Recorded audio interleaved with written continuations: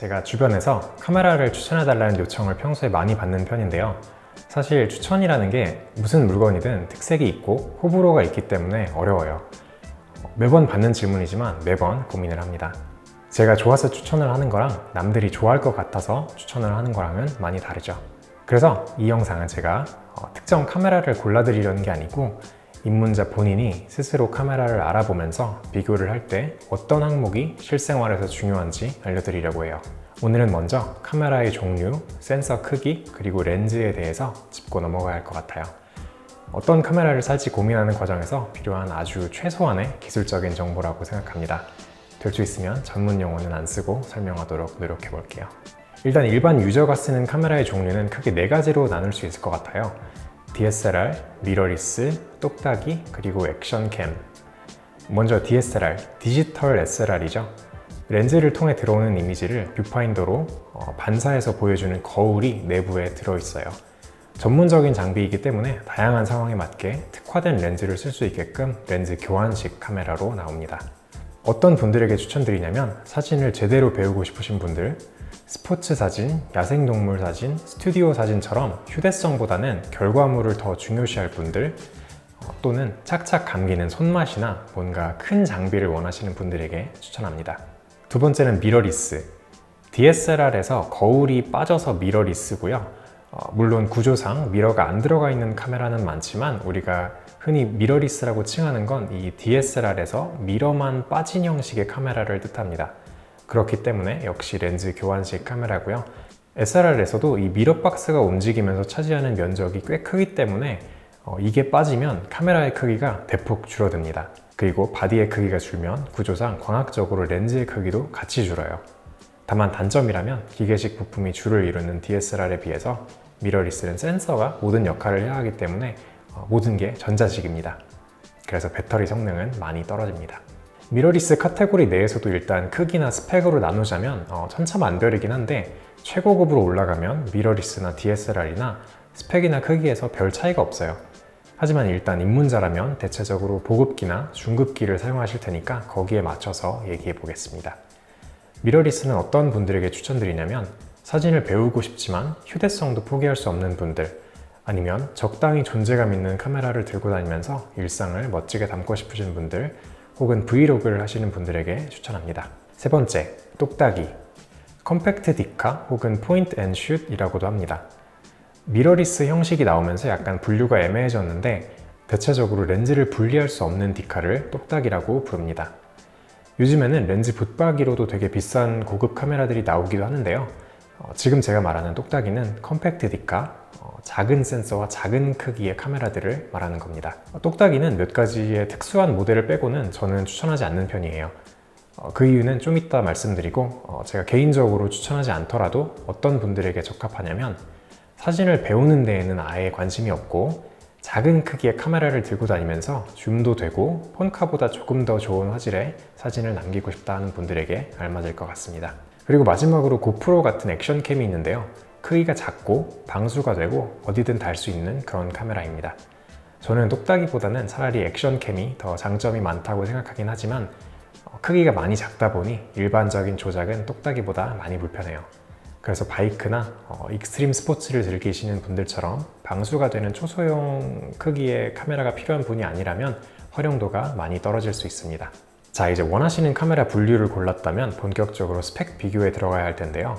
오늘은 먼저 한 가지 가장 중요한 스펙만 다뤄보겠습니다. 그건 바로 센서 크기인데요. 다양한 센서 크기가 존재해요.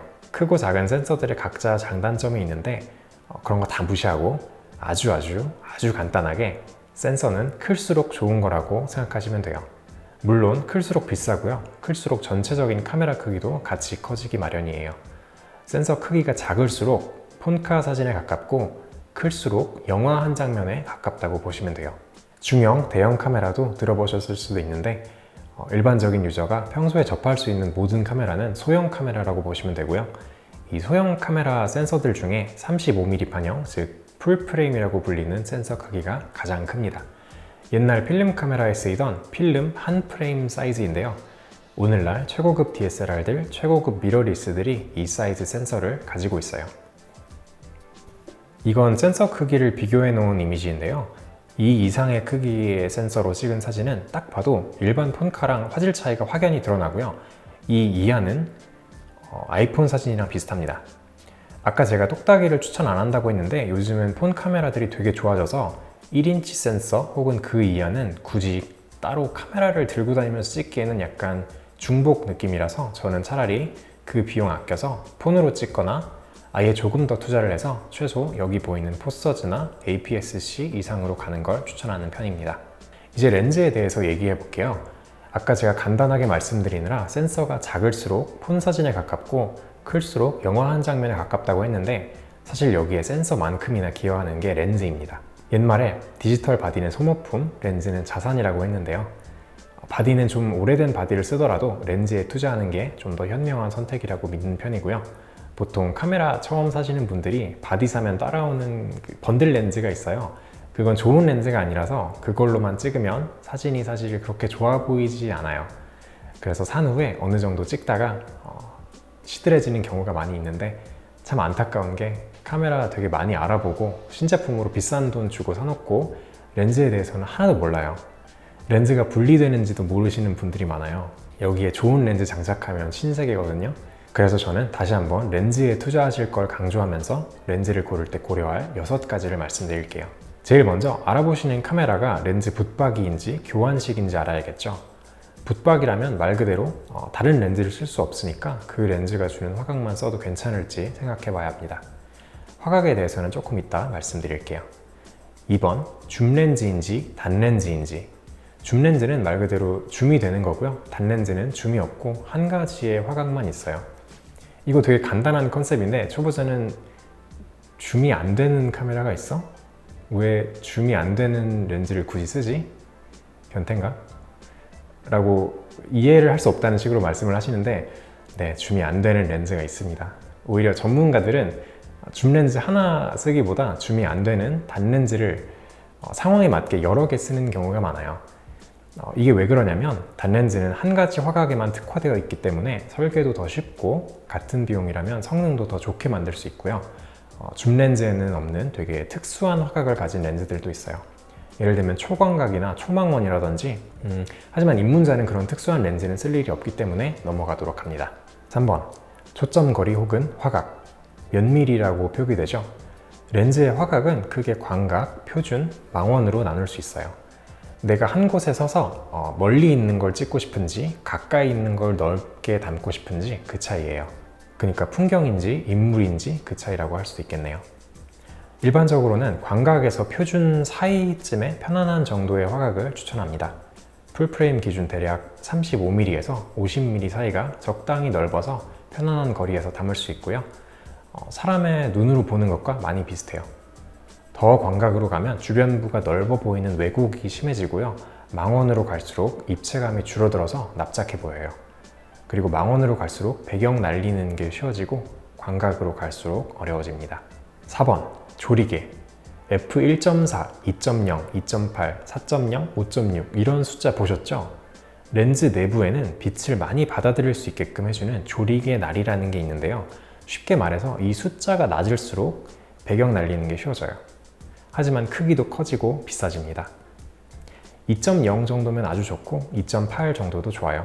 그 이하나 이상은 장점보다 단점이 많다고 생각해서 특수한 경우가 아닌 이상 잘 추천하지 않습니다. 5번, 크기 그리고 무게 중요한 요소입니다. 그리고 마지막 6번, 가격 중요하죠. 자, 약간 실습 개념으로 지금 사무실에 있는 이 두 렌즈를 가지고 예를 한번 들어보겠습니다.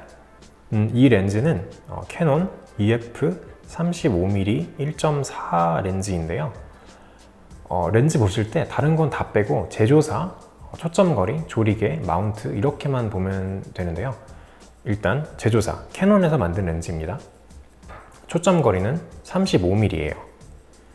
여기 그 72mm라고 되어 있는 거는 필터 사이즈로 이 렌즈 구경에 맞는 필터 크기입니다. 조리개는 1.4인데요. 가장 조리개를 최대로 열면 1.4까지 간다는 말입니다. 상당히 밝네요. 조리개 수치가 낮은 걸 밝다고 표현합니다. 그만큼 빛을 더 많이 받아들일 수 있으니까요. 마지막으로 EF 마운트입니다. 캐논의 DSLR 라인에서 쓰는 마운트입니다. 자, 이 렌즈는 역시 캐논 24에서 70mm 2.8인데요.